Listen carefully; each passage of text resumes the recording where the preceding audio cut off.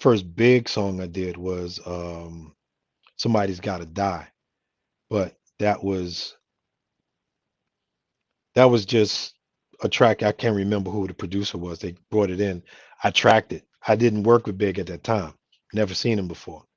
I mean, I heard, and again, coming from DC, like I said, it was a big record. We heard Warning, we heard all the things that he did on Ready to Die. I mean, yeah, Ready to Die. But I can't say I was a fan. And no disrespect, I am still not a Biggie fan. I'm a Christopher Wallace fanatic. You know what I mean? Because he was more than just what you see on the record or what you hear on the record. You know, I if I never heard his songs again, I would be okay. I just want to hear him breathe again. That's that's what it means to me. Like, the line Bill Puff said, I give anything to hear half your breath. Like that to me is really how I feel about Christopher Wallace. Big, I could care less if he ever rapped again. But just to know the type of person he was, and he was hilarious. He made you were either welcome or you were not welcome. There was no in between.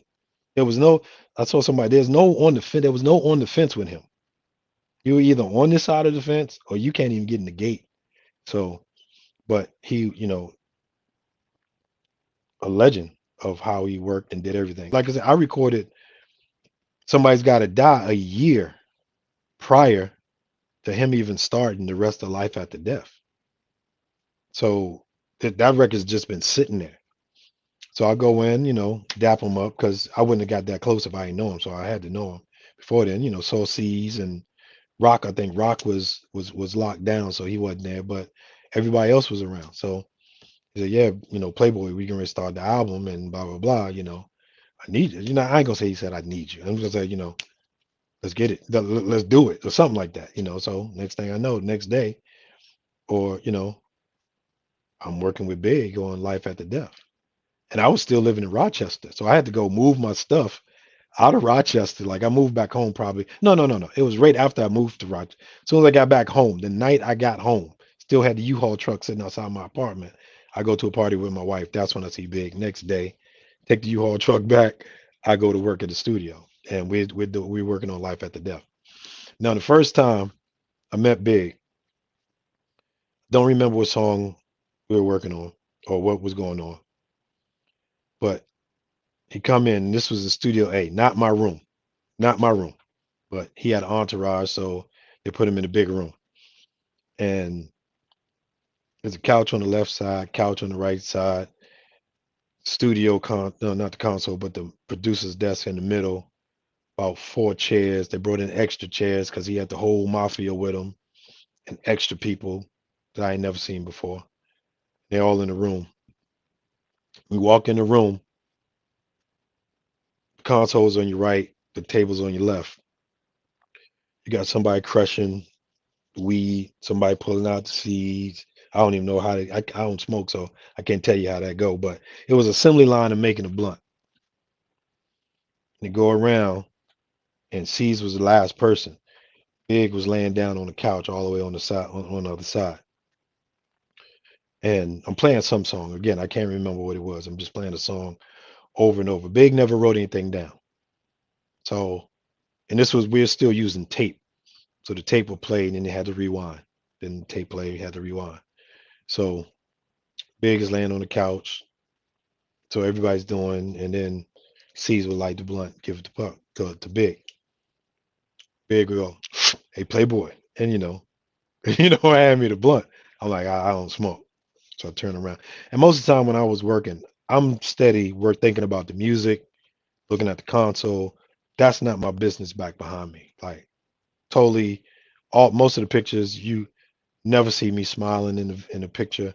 Seldom seen in any videos back then because I didn't think it was respectful to have a camera out, being paparazzi or as they call it, clout chasing. I wasn't about that. I was trying to work, trying to learn. And so I, let the smoke go, I gave it to somebody else. Like, I don't smoke, kept going. So he said, hey, Playboy, he said, pour yourself a drink. I was like, well, I don't drink. I'm looking like Opie. at this point. Don't smoke, don't drink. But I don't smoke and I don't drink. So he said, we got some food here. You eat, don't you? So I had to take a slice. He said, because if you ain't take a slice, I know you were the feds. That's exact words to me. And Little Caesar's like just laughing his ass off. So that's how, that was one of the first times that was the first time I worked with Big. And I would never claim to be in his inner circle. Couldn't say I was in his inner circle. I was a useful part. I did my job, and it was a mutual respect thing. He respected the job I did, and he was always my client. But D Rock is my is my son's uncle.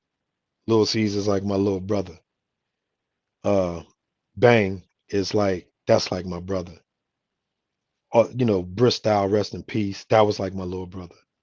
Nino, all the mafia, them dudes with Gutter, all them dudes was like cool Kim. So I could say I was in the inner circles in the circle, but I was never in his inner circle. And I don't want the misconception like that. Like, yeah, Big was my best friend and we hung out.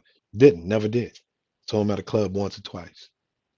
Other than that, it was all studio or party. It was never we're gonna go out and chill, come through. We're gonna do it, never that. Rock, yeah, come through. Seas, come through. Bang, I just saw they did the 50th at the Universal Hip Hop Museum thing, 50th anniversary and the Big's birthday celebration. Saw Bang and them for the first time in years, man. And it was just like, it was like long lost brothers, you know what I mean? So they was cool. They always been cool to me. And Kim that was my little sweetheart. So but life after death was a journey, and it was great to be a part, just to see a genius work. And I'm going to call him a genius because the memory of language he would have to have, and how the mastery of language he would have to remember it that way. And it was no cookie cutter like you see people going off the head. Yeah, put on my shoes, call my crew. Everything I had on wasn't red, it was blue. No, come on, man, that's Mickey Mouse stuff. That's straight garbage. That if that's what you call coming off the top, stop. Just stop that. And I know Lil Wayne does it too. Lil Wayne is like that. He's nasty with him. One of my guys was his engineer. I don't know if he's still engineering for him, but he says Wayne is the same way. I'm like, okay, cool. But again, to what the detailed storytelling that Big did, miles apart of what I've seen anybody else do. So he would just sit there, the record would play 15 hours. We're just sitting there, the record playing. I'm pretending like I'm engineering doing something. I'm just playing the record back and forth. Um, and he would get up and walk out, wouldn't record nothing, just leave. Next day, come in, we might do the same thing. Just sitting there, everybody coming in. It was like King's Court. Everybody coming in, say what they had to say to Big, or go to another room, have a private meeting with Big, and come back in, and it was just an event, a place to be. But the studio, Big never liked being at the studio. He would much rather be taking care of somebody else. Like he was with other people's family. If like C's mom's birthday, they go take her out to dinner. If it was somebody's little baby girl's birthday, they'll go take them to Chuck E. Cheese or something. Sending flowers, candy, whatever it was. That's the kind of dude that man was. The gangster stuff. Yeah, say that for the streets. I never saw. Well, I saw somebody get him wrong once, and I saw them run quickly out the room. But it was never about any gangster stuff with me, or seeing that. It was all about a good human being, a good person, and fun loving, one of the biggest comedians I've ever met in my life. I mean, we spent most of the time laughing, like we were literally laying on the floor laughing. If Puff walked in the room saying something stupid, Big would cut him down. You know what I'm saying? Anybody walk in the room, it would just straight, just in their relationship, Big and Puff's relationship, man, that was just a beautiful thing to see. You would never think that Puff was this and Big is that. No, they were damn near best friends, man. Like for real. It was business, but outside of that, the way they talk to each other, man, it was love. It was definitely love there. So anything you hear about, oh well, he just trying to get, no, I didn't see that. I never saw that at all. So I can't really say anything about that because I didn't see it. I don't know what I like I said, I just start yakking, man. I don't where we at now.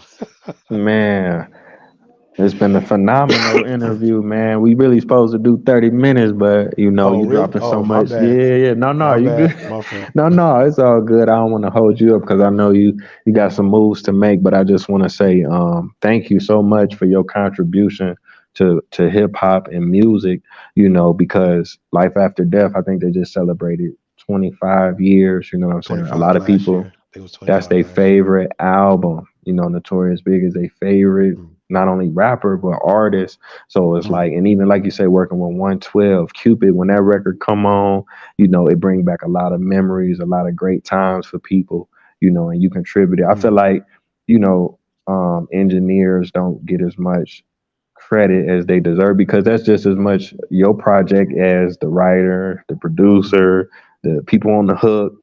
That was a collective effort, especially with Bad Boy because they had just so many artists, and for you to be a part of that, man, that's phenomenal.